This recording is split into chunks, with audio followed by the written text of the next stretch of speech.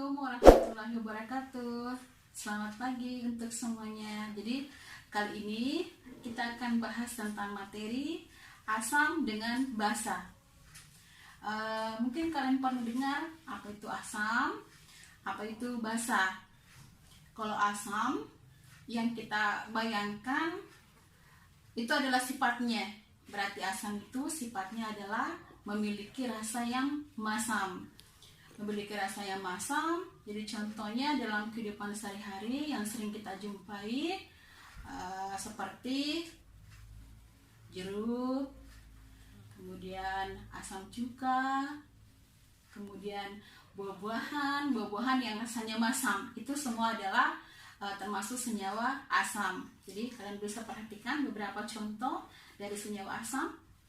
Kemudian senyawa basa, jadi bukan kebalikannya senyawa basa berarti sifatnya manis, bukan. Jadi basa itu dia memiliki rasa yang pahit.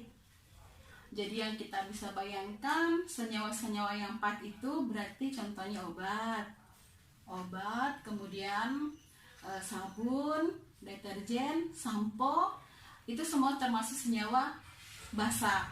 Oke, di samping rasanya bahwa asam itu memiliki rasa yang masam, kemudian basa memiliki rasa yang pahit, ada sifatnya yang sangat berbahaya.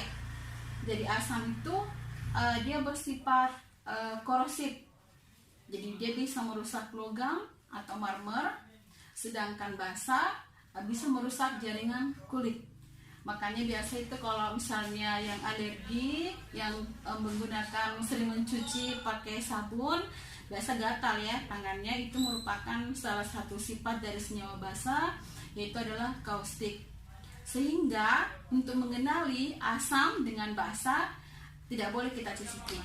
Bagaimana caranya? Ada namanya indikator asam basa. Contoh indikator asam basa yang pertama adalah kertas lakmus. Jadi kertas lakmus yang mana? Perhatikan gambarnya. Jadi kertas lakmus yang mana? Jadi ada dua jenis ya, lakmus. Ada lakmus merah, kemudian ada lakmus biru. Lakmus merah ini dia memerahkan lakmus. Jadi lakmus merah itu pada senyawa asam dia memerahkan lakmus. Kemudian senyawa basa dia membirukan lakmus. Jadi kita siapkan dua kertas lakmusnya, kemudian kita celupkan ke dalam larutan yang kita mau uji. Jika kedua-duanya, jadi lakmus merah menjadi merah, kemudian lakmus biru menjadi merah, berarti senyawanya adalah asam. Tetapi jika lakmus biru, kemudian lakmus merah menjadi biru, berarti senyawa adalah senyawa basa. Tetapi bagaimana jika tidak berubah? Jadi kalau tidak berubah berarti dia adalah senyawa netral. Penggunaannya ada di samping ya. Kemudian di samping lakmus, di laboratorium itu kita bisa menggunakan indikator asam basa lainnya.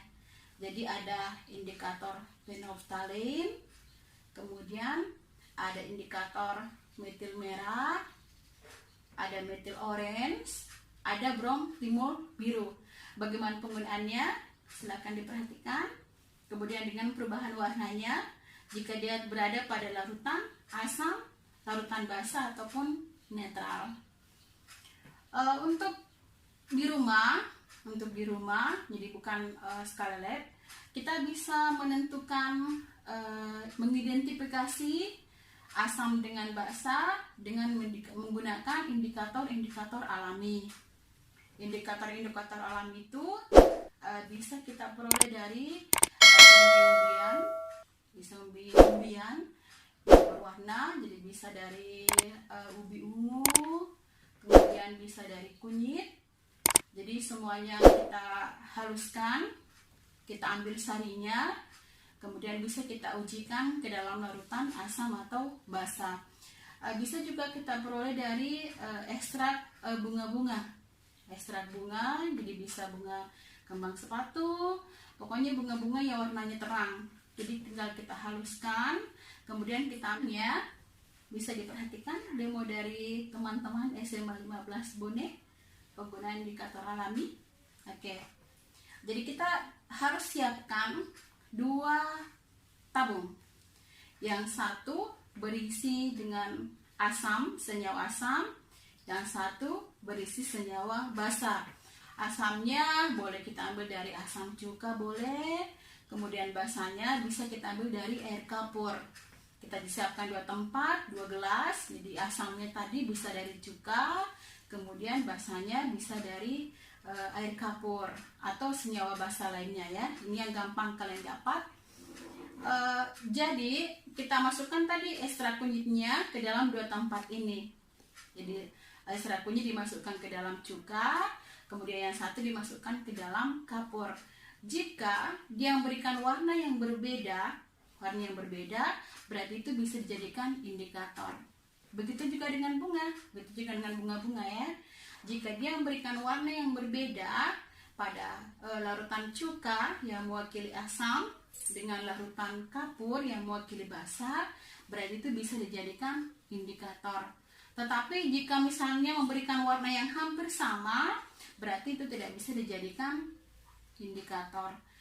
Oke, sekira untuk hari ini sekian. Semoga bisa memberikan manfaat. Assalamualaikum warahmatullahi wabarakatuh.